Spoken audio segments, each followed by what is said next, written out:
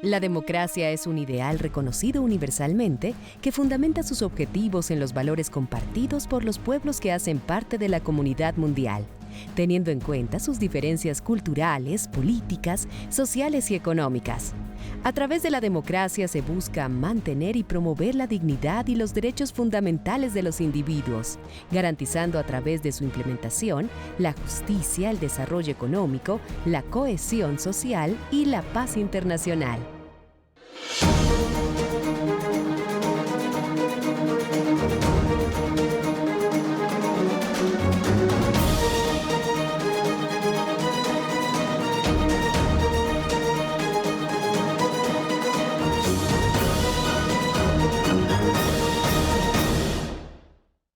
Siempre se ha dicho que Colombia es la democracia más antigua del continente.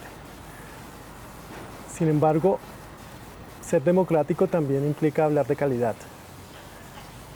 Si uno empieza a comparar, la Constitución de 1886 no permitía a las mujeres votar y solo fue hasta un periodo militar, extrañamente que no tiene que ver con la democracia, es en donde se le dio el derecho al voto a la mujer y lo instauró Rojas Pinilla. Podemos pasar y hablar de la Constitución de 1991, que dio más derechos, reconoció más cosas, pero hablar de democracia es hablar de reconocimiento de derechos de todas las personas, sin importar el credo, sin importar el color, la raza, su orientación sexual, política. Eso es lo que hace verdaderamente una democracia. Colombia cuenta con un sistema pluripartidista. Cada 4 años, por medio de votación popular, en el país se realizan las elecciones de presidente y vicepresidente, representantes del Congreso, dignatarios departamentales, municipales y distritales. El presidente es elegido mediante sufragio directo por la mitad más 1 de los votos. Asimismo, los miembros de la Cámara de Representantes y del Senado también son elegidos por medio de votación popular y conforman el Congreso Nacional.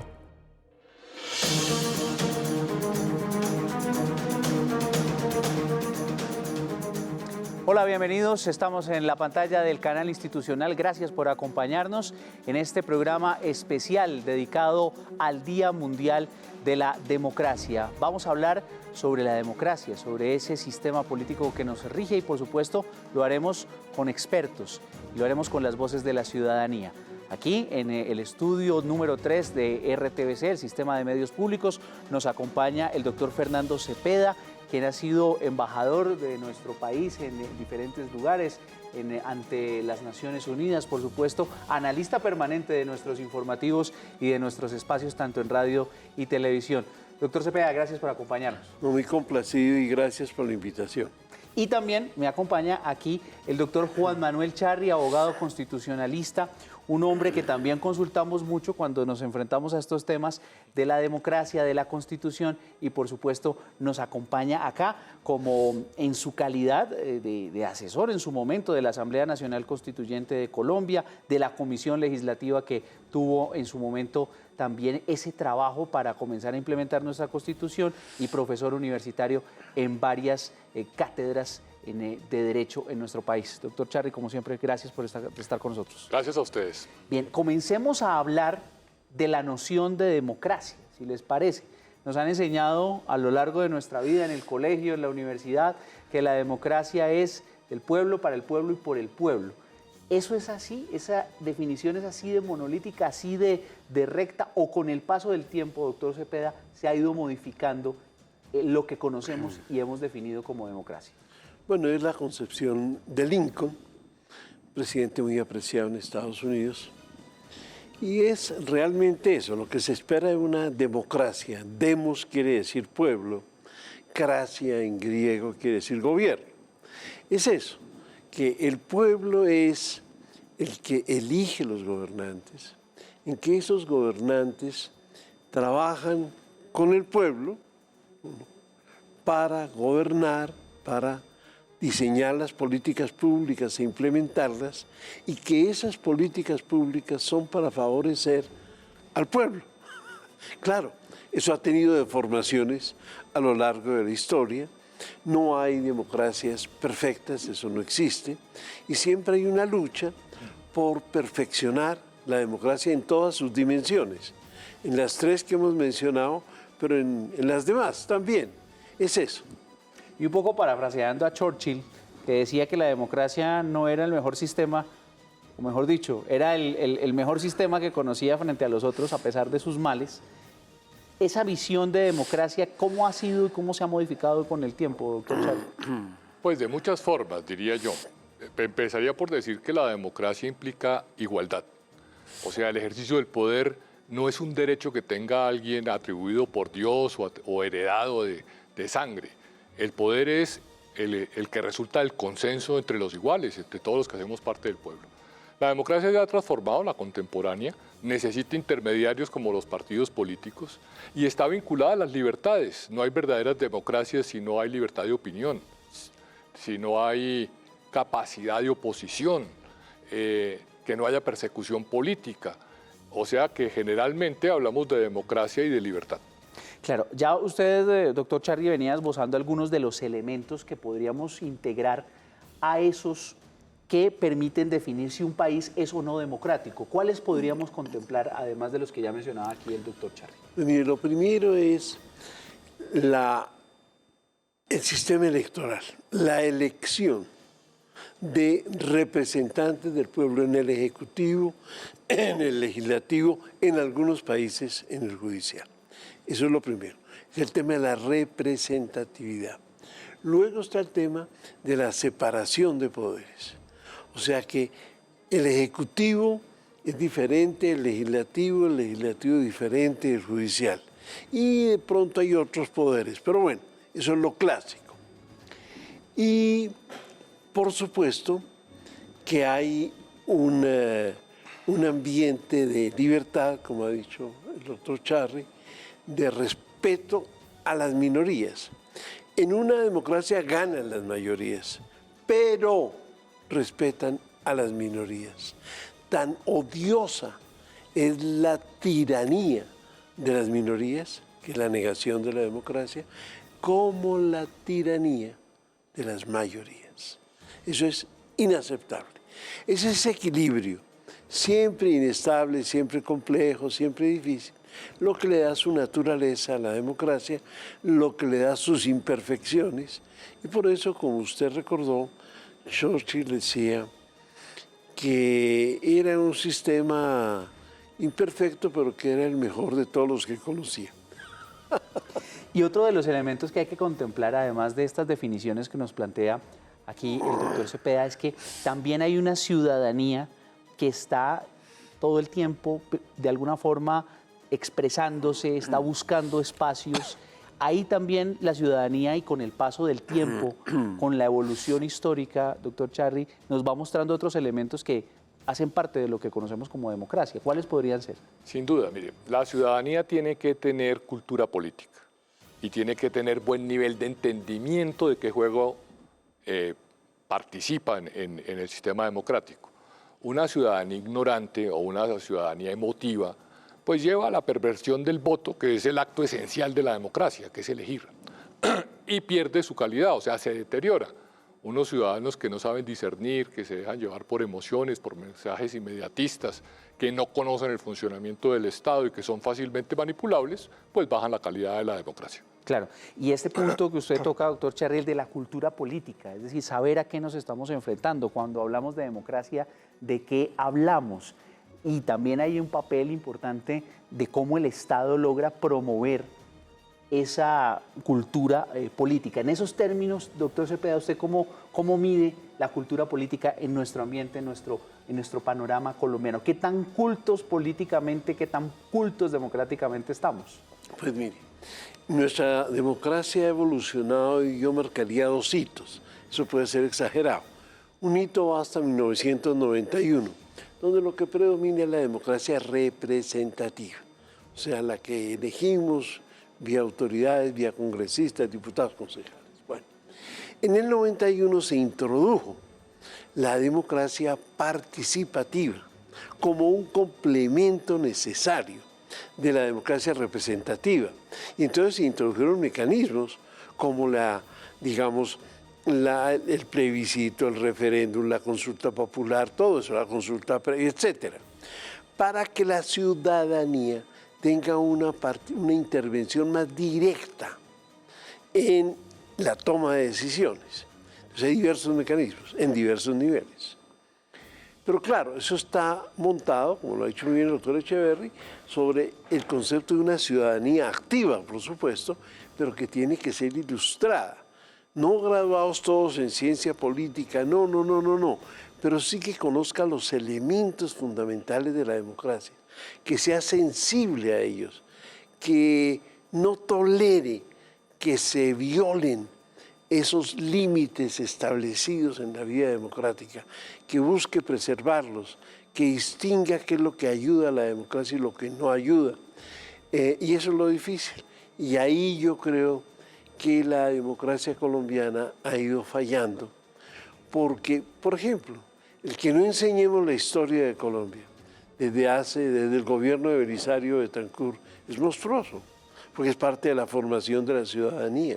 El que no haya una clase de educación cívica como la que tuvimos nosotros, hoy está enredada en varios programas, que competencias, que no sé qué, pues limita mucho la formación del ciudadano para vivir la política. Por eso, de alguna manera, la Constitución del 91 como que busca que en los colegios, las universidades, en las empresas haya algo de participación, para que la gente como que se entrene en ese proceso participativo de la vida democrática. Y precisamente con esta respuesta vamos a preguntarle también a las fuentes bibliográficas, a lo que encontramos y que hemos investigado en este equipo periodístico para este especial, cómo está el estado de la democracia en nuestro continente. Según el índice de democracia realizado por la Unidad de Inteligencia de la revista The Economist, solo 2 países en América Latina cuentan con una democracia total. El primer lugar de esta clasificación lo ocupa Uruguay, seguido de Costa Rica. Dentro de la categoría de democracias imperfectas se encuentran Chile, Trinidad y Tobago, Jamaica, Brasil, Panamá, Surinam, Argentina, Colombia, República Dominicana, Guayana y Perú. Finalmente, dentro de las democracias consideradas regímenes híbridos se encuentran Paraguay, El Salvador, Ecuador, México, Honduras, Bolivia y Guatemala. Aquí nos están planteando unos conceptos que vamos a tratar de desentrañar con lo que nos muestra este informe. El de las democracias híbridas, o mejor, el de los regímenes híbridos y las democracias imperfectas. ¿Qué pudiéramos considerar, doctor Charri, para calificar de imperfecta una democracia? Bueno, yo creería que habría varios criterios. Uno, el deterioro del sistema electoral, la corrupción del voto, por ejemplo, la compra de votos, la manipulación, el cacicazgo, que deterioran la calidad de las decisiones. El tema del caudillismo, que son seguidores, pues líderes que son seguidos por personas a ciegas, que se casan con ellos y van detrás de ellos. La preponderancia de una de las ramas del poder público sobre las demás. Yo creo que América Latina en un alto porcentaje sufre de presidencialismo, o sea, de un gran peso por parte del presidente de turno, que influye muchísimo en las otras ramas del poder público, que son sus controles.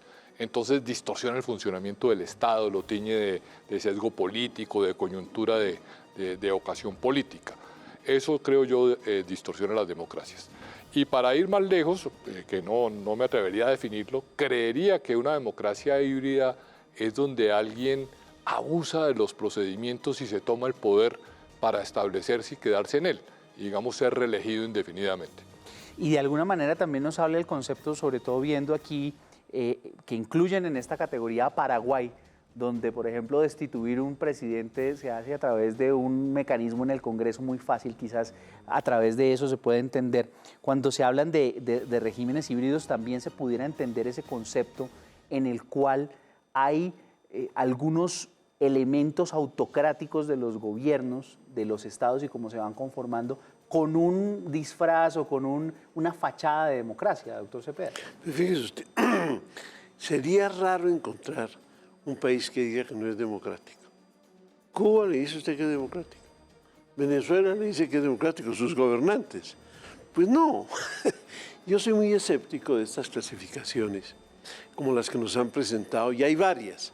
Me parecen muy injustas, me parece que no recogen toda la realidad, porque es muy difícil recogerla. Pero tomemos un caso muy interesante, reciente, que todos conocemos, para que los televidentes puedan mirar con más precisión el tema. Lo que ocurrió en Chile el domingo pasado. Entonces, usted tiene en Chile una explosión que llaman social, ¿no? Muy bien, un estallido social. Ese estallido social lleva a varias cosas. A la elección de un nuevo Congreso, en el que prácticamente desaparecieron los partidos tradicionales. Lleva a la elección de un presidente de izquierda joven, un líder estudiantil, ¿no? Con muy poca experiencia. Y 3, lleva a la decisión de hacer una nueva constitución. No reformarla, no, una nueva constitución. Se da la reforma del Congreso, se da la de la presidencia, y en ese ambiente político, la ciudadanía, en forma contundente, abrumadora, ¿no?, derrota la constitución que elabora una convención constitucional elegida popularmente y que tenía una mayoría realmente, no, si usted quiere, radical, póngale el nombre que quiera, y en donde había unos conceptos de paridad de género y había indígenas, lo que usted quiera. Y contundentemente la derrotan. Y al derrotarla, pues derrotan al presidente que la empujaba, derrotan lo que ha ocurrido en los últimos 2 años, no porque les parezca que está totalmente equivocado, sino porque como que no cuadró finalmente. Y la votación, estuve llamando a algunos profesores chilenos y bueno, cuéntame cómo fue la cosa. Y como que coincidieron en decirme, mire, lo más asombroso fue el voto de las comunas populares. Allá las llaman comunas. Comunas populares, donde el voto fue muy alto y además fue abrumadoramente de rechazo a la nueva Constitución. Eso es impresionante, porque es un proceso democrático, es un país con tradición democrática, no tan grande como la colombiana, que se les olvida. Allá ha habido varias dictaduras, aquí no ha habido de eso, y mucho menos si hubo la de Rojas Pinilla. Difícil calificar eso y compararla con las que ha habido en el Cono Sur. De manera que es un fenómeno, mire, interesantísimo lo que ocurrió, al cual hay que ponerle mucha atención. Claro, y que nos revela, doctor Cepeda, pues lo que hablábamos ahora, la noción de democracia se ha transformado con el tiempo, con la historia y también con las tecnologías.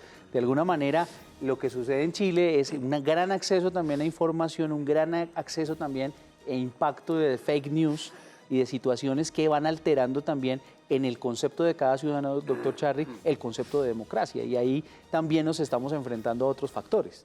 Yo creo que todos estamos enfrentando un mundo nuevo.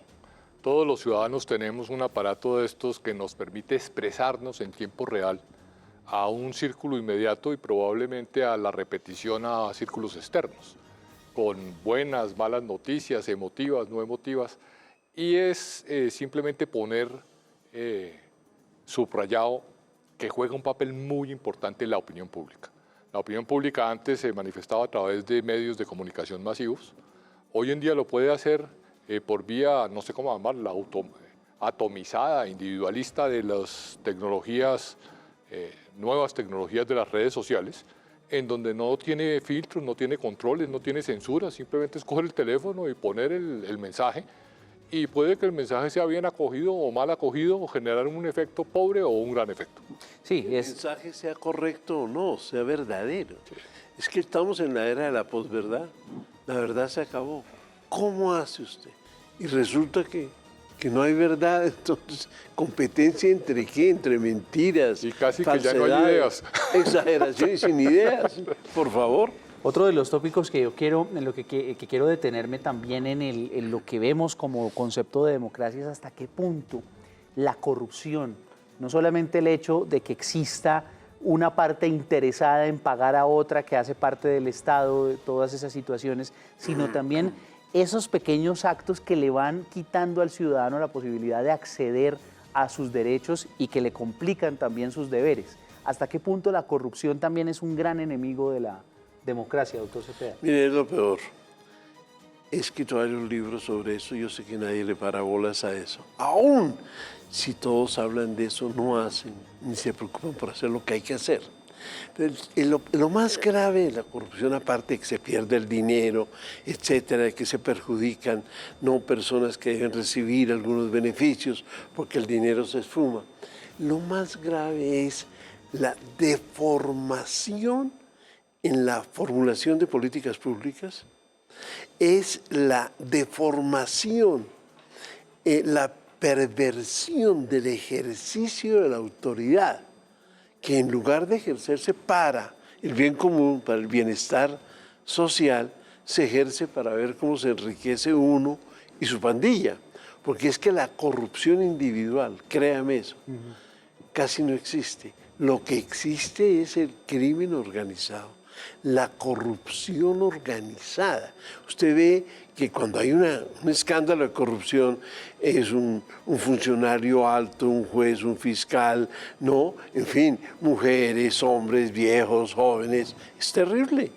Es esa deformación, es esa corrupción que lleva no a tener más o menos dinero, no, que deforma la estructura de la democracia.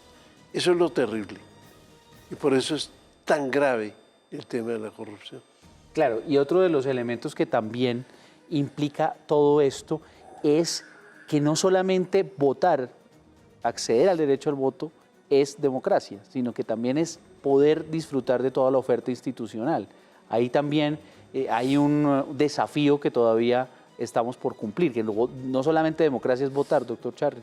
Bueno, Alfonso López Miquelsen calificaba nuestra democracia como una democracia electoral. Decía, nos organizamos para la votación y acceder al poder. Yo iría un poquito más lejos y diría, es para que accedan al presupuesto. Y entonces se organizan para administrar el presupuesto bien, mal o regular. La democracia tiene, como usted bien dice, no solo el papel de votar, sino la existencia de un ciudadano participativo, responsable, que ejerza derechos, que denuncie. Nosotros tenemos altísimos índices de impunidad porque hay fallos en la justicia, pero también hay cobardía en la ciudadanía. Entonces, ciudadanos que sean constructores de las instituciones, que participen en ellas, que sepan reclamar sus derechos, que no hagan, como señalaba Tanas Mockus, la cultura del atajo, o sea, entonces que me atiendan a mí primero, que mi amigo me dé una cita, que me dé una prebenda, que me dé más, que me lo dé más rápido, sino que respete las reglas de juego donde todos debemos ser tratados en condiciones iguales.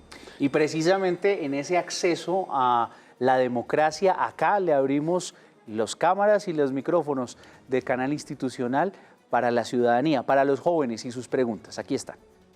Hola, yo soy Luis Daniel Barbosa, soy egresado en arte danzario de la Universidad Distrital y mi pregunta sobre el Día de la Democracia es ¿cómo funciona el Estado Social de Derecho en la democracia colombiana?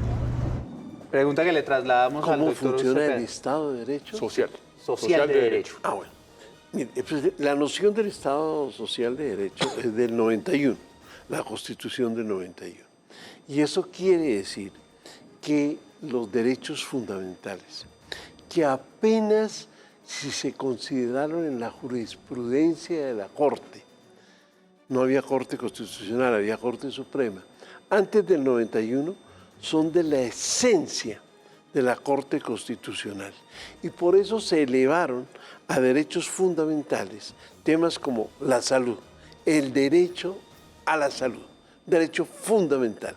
Y por eso es que tenemos que hay un cubrimiento muy grande y un servicio. Usted va a un hospital, usted puede llevar, tener el mejor servicio de salud y usted se encuentra ya con personas muy modestas, de recursos muy limitados, que están solicitando el mismo servicio de salud que usted. Eso es impresionante, eso se logró en Colombia. Usted tiene el tema de la educación, entonces usted tiene cómo, hay todo un desarrollo de la educación 0 a 5, la primaria, la secundaria, la técnica y ahora la universitaria, gratuita en muchos sectores y ahora con tendencia a hacerla gratuita en el nivel universitario, como un derecho fundamental. Es la democracia social, es el Estado social de derecho. Y así usted va avanzando en otros temas, ¿no? Por ejemplo, que el agua, por ejemplo, que la energía, que el transporte. Esa es la evolución de una democracia hacia el estado de bienestar social gracias a una concepción de la democracia como estado social de derecho. Vamos a otra de las preguntas que también nos formulan los jóvenes que consultamos para este especial. Hola, mi nombre es Najama Pinto, estudio Psicología en la Universidad Externado de Colombia y mi pregunta es ¿cómo podemos potencializar la participación de los jóvenes en la democracia colombiana? Gracias, Najama. Pregunta que le trasladamos al doctor Charri. Pues yo diría que la apatía es una enfermedad de la democracia. Los jóvenes creen que el voto no sirve, que su conducta no sirve y que las decisiones se cocinan en otra parte. Yo creo que ese es un error. El voto es el acto esencial de la democracia, el poder está en nosotros y como diría Foucault, el poder es algo que cedemos nosotros a la autoridad. A votar los jóvenes. Mensaje aquí del doctor Charri. Isabela de la Universidad Jorge Tadeo Lozano, también aquí en Bogotá. Hola, mi nombre es Isabela, estudio en la Universidad Tadeo y mi pregunta es ¿cómo hace el gobierno para impedir la corrupción? Tema preferido del doctor Cepeda. Así es. Hace muy poco, infortunadamente, todos, porque se han inventado que es muy difícil luchar contra la corrupción, casi que se volvió como un tema, como la lucha contra las drogas ilícitas. No, eso no, eso mejor no, eso se fracasa. No. Hay países donde se ha logrado alguna eficacia en la lucha contra la corrupción. Lo que se requiere es que el diseño de esa lucha sea como toca, y no se hace. Por ejemplo, como lo mencionó el doctor Charri, la participación de la ciudadanía en la lucha contra la corrupción es más importante que la policía, los jueces, las leyes, porque es la ciudadanía la que sufre la corrupción. Un ejemplo, programa de alimentación escolar. ¿Cómo es posible que ese programa sea un desastre, por decirlo menos, en todo el país? Y que de eso no se den cuenta los rectores de colegio, los padres de familia, los profesores y los estudiantes, que son los que lo sufren. Que no digan, mire, esto es un desastre. Y que pasemos años, ¿cuánto llevamos? Años y años, y vuelve y otra vez la noticia, y otra vez el PAE. Bueno, es lo que muestra la ausencia de participación de la ciudadanía que permite que la corrupción ahí sea descomunal, porque se roban cientos de miles de millones en materia grave, que es la alimentación de los escolares. Vamos haciendo unas conclusiones en este programa especial sobre el Día Mundial de la Democracia que les presentamos aquí en el canal institucional. Doctor Charri, un mensaje de cierre, 30 segundos muy breves, sobre esta efeméride que celebramos aquí en RTBC, Sistema de Medios Públicos. Yo diría que el mensaje es participar, participar, participar. Es el mensaje de la participación. Y doctor Cepeda. Que la política es muy importante y usted no la puede dejar a un lado, ni puede decir que es para que la hagan otros. La política es vital en una democracia. Unos la hacen con más intensidad, pero no debe haber un ciudadano que no le interese. Aquí a nuestros invitados en el estudio, el doctor Fernando Cepeda, el doctor Juan Manuel Charri, gracias por acompañarnos en esta oportunidad y porque siempre estar prestos a nuestro llamado aquí en RTBC. A los televidentes, gracias por acompañarnos y sigan con nuestra programación.